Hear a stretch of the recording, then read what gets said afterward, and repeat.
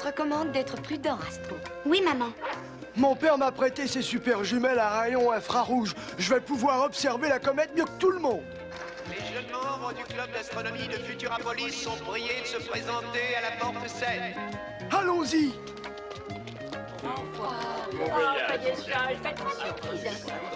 Astro, en cas de coup dur, tu pourras me contacter avec ce micro-émetteur. D'accord. Mais pourquoi dites-vous en cas de coup dur? Oh, j'ai dit ça comme ça, vous savez. Cette petite sortie du club d'astronomie ne représente aucun danger en soi, mais si je peux me permettre de citer un vieux proverbe, il vaut mieux prévenir que guérir.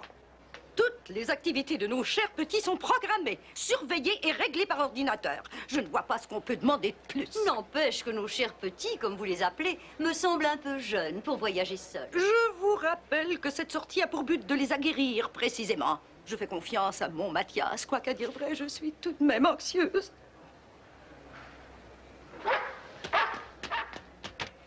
Oh là là, pourvu que tout se passe exactement comme prévu. Eh bien, Amédée, je ne vous savais pas aussi craintif qu'un jeune papa. Ce sont mes enfants. Certes, mais tout ira bien. Ouais, c'est facile à dire.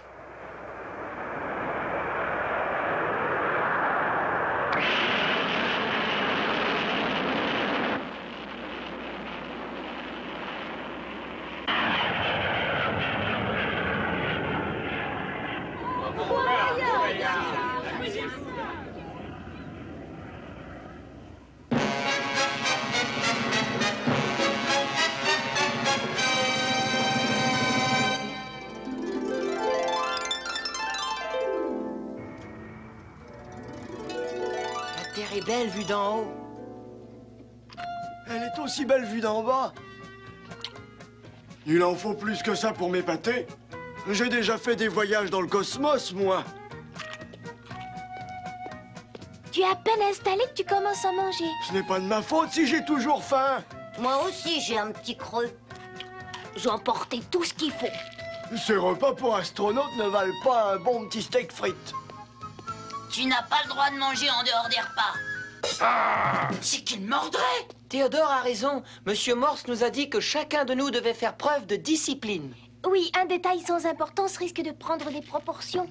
Prouve-moi que je viens de manger quelque chose, toi qui es si maligne. Mais Mathias, je t'ai vu de mes yeux. Ça ne tiendrait pas devant un tribunal. Eh. Oh. Je n'ai jamais vu un satellite d'aussi près. Il a été mis sur orbite à la fin du XXe siècle, mais il y a longtemps qu'il continue à tourner pour rien. Ce n'est pas l'heure de suivre notre cours d'astronomie? Ah oui, c'est vrai. Regagnez tous vos places. Oh.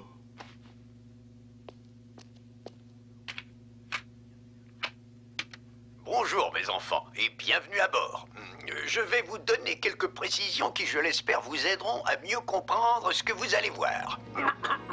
Les comètes sont des astres présentant un noyau brillant appelé tête et une traînée gazeuse appelée queue et chevelure. Elles gravitent dans l'espace, mais il leur arrive parfois des mésaventures. En effet, la force de gravité les attire vers le système solaire et dès qu'elles s'en approchent trop, elles fondent comme un morceau de beurre dans une poêle. Néanmoins, la comète arc-en-ciel se porte bien et vous pourrez bientôt l'observer.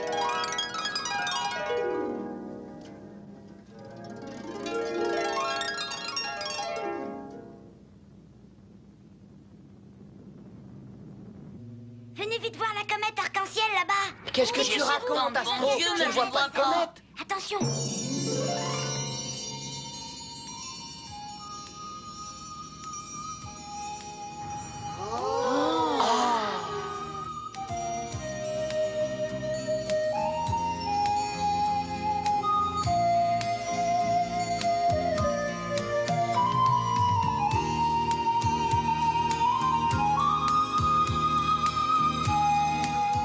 Elle est magnifique. On dirait que sa chevelure est ornée de diamants.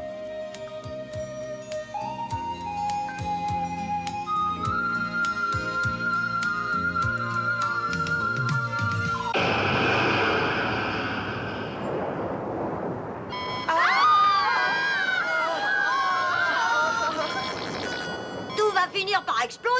J'ai l'impression qu'on change de trajectoire.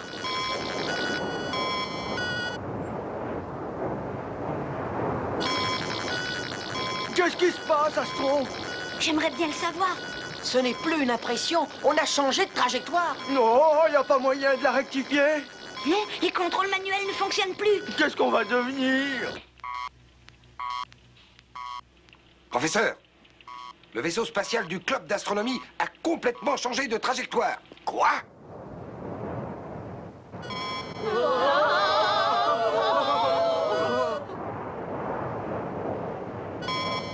Oh, qu'est-ce que c'est que ça? Une autre comète?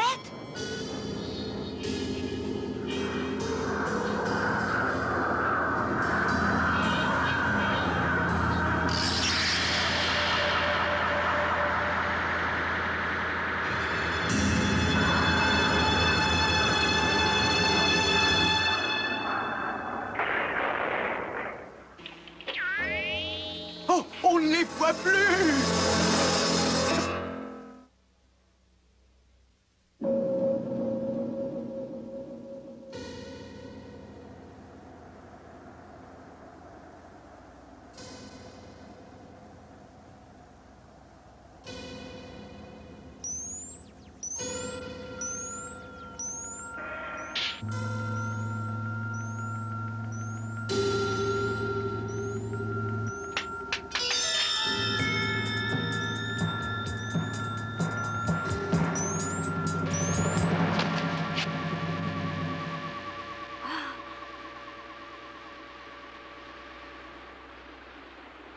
Astro, comment on se rencontre? Oh, mais je crois connaître cette voix. Eh oui, c'est moi, Atlas, le futur conquérant de la planète Terre. Bienvenue au château de cristal. Je préférerais 100 fois être ailleurs. Mais vous allez me dire où sont mes amis d'abord. Ne t'en fais pas, je veille sur eux. Mais revenons-en aux faits maintenant. Je vous répète que vos projets diaboliques ne m'intéressent pas. Diabolique? Non, puisque tu vas t'y associer. Moi, je préfère vivre en paix avec mes frères humains. Tes frères humains, tu dis des sottises grosses comme toi. Vois plutôt ce que j'en fais de tes frères humains. Oh!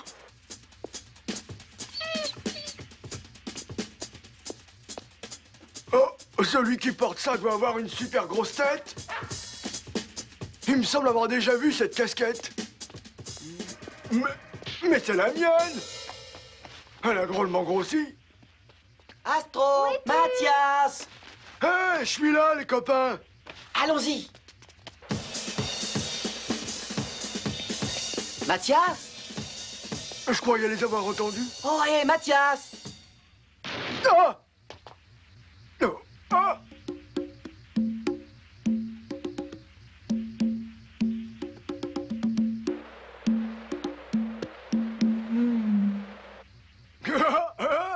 Ils ont fait une crise de croissance. On n'a pas grandi, c'est toi qui as rapetissé. Ils commencent à réaliser ce qui leur arrive, tes frères humains. Mais ce n'est qu'un début.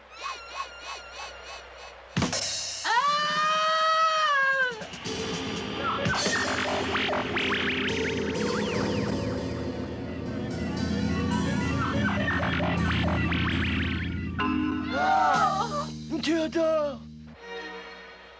Je t'avertis que tous tes amis subiront le même traitement si tu refuses de t'associer à mes projets. Si tu acceptes, je les renverrai sur Terre. La décision t'appartient, Astro.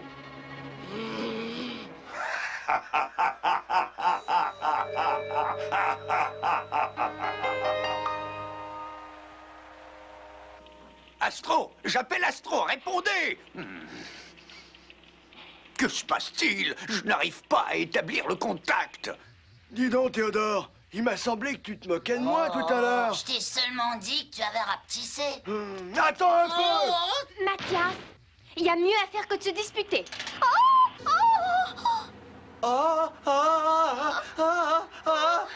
Je souhaite que tu deviennes encore plus petite que nous, espèce d'enquiquineuse.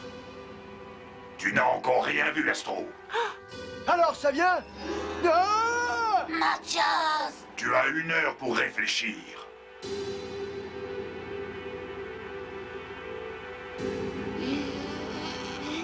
J'accepterai vos conditions si mes amis retrouvent exactement la taille qu'ils avaient.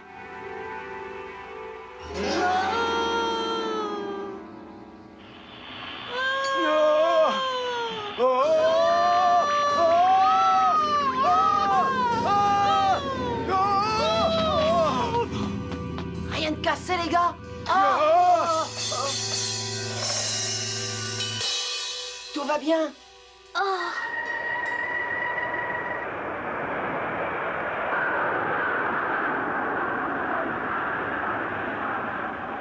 Nous allons quitter cet enfer. Oui, mais Astro n'est pas là. Et Plume non plus.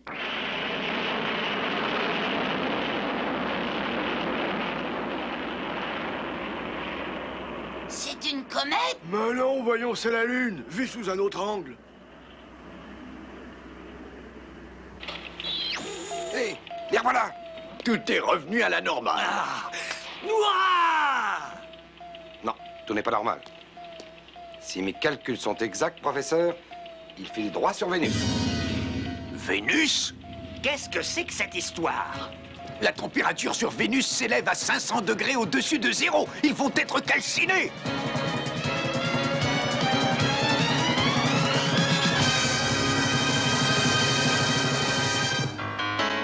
Astro, ici le professeur Caudry. Astro, tu m'entends? Tu es enfin devenu mon associé à part entière. Astro! Astro, ici le professeur Caudry. Tu m'entends? Oh, Dan! Astro! J'écoute. Ah, enfin! L'heure est grave. Votre vaisseau va s'écraser sur Vénus. Mais je ne suis pas à bord. Quoi? Une petite surprise. Au cas où tu douterais encore des immenses pouvoirs d'Atlas, je te signale que je peux expédier un vaisseau spatial où il me plaît. Et vous m'avez fait croire que vous aviez renvoyé mes amis sur Terre. Ils voulaient faire une sortie éducative. Eh bien, c'est fait. Ils verront bien mieux la comète. Ça ne se passera pas comme ça. Garde, emparez-vous de lui.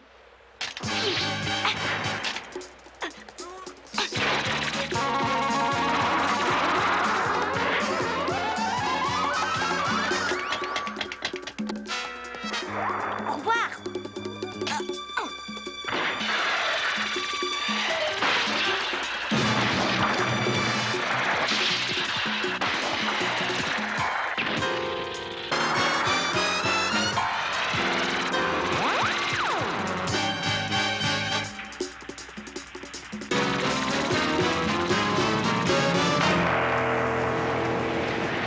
Astro, ce n'est pas la peine de perdre ton temps. Tu sais très bien que tu ne peux m'échapper. Vous croyez qu'on est dans la bonne direction? Astro! Il a réussi à sauver quand même.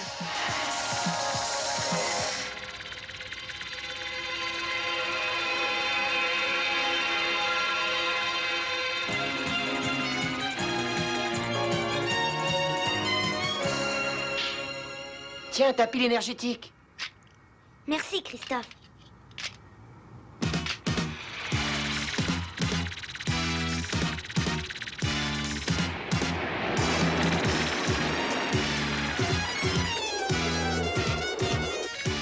Oh, il va encore falloir que je m'occupe de lui.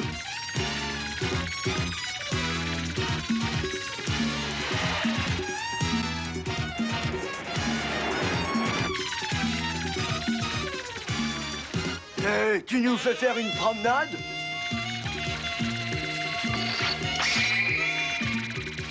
Il a dégainé son épée.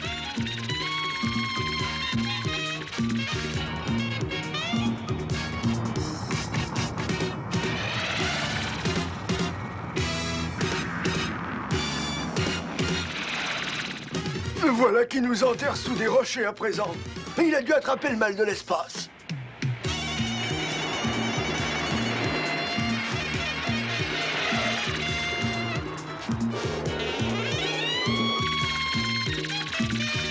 Tu vas recevoir la leçon que tu mérites.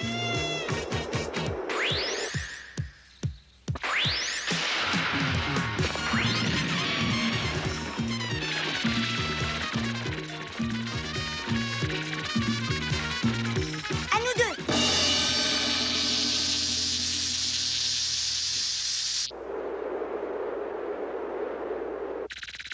Oh! Je n'y vois plus rien. Oh!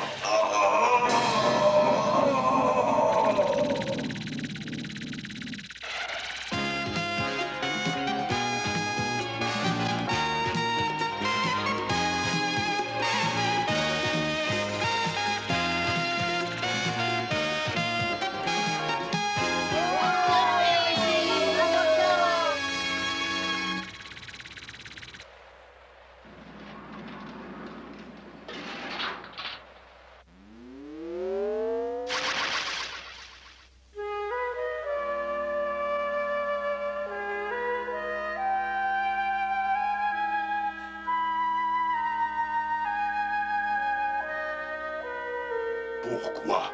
Pourquoi me résistes-tu, Astro? Très bien. Puisque je n'arrive pas à te faire entendre raison, je te convaincrai à la pointe de mon épée.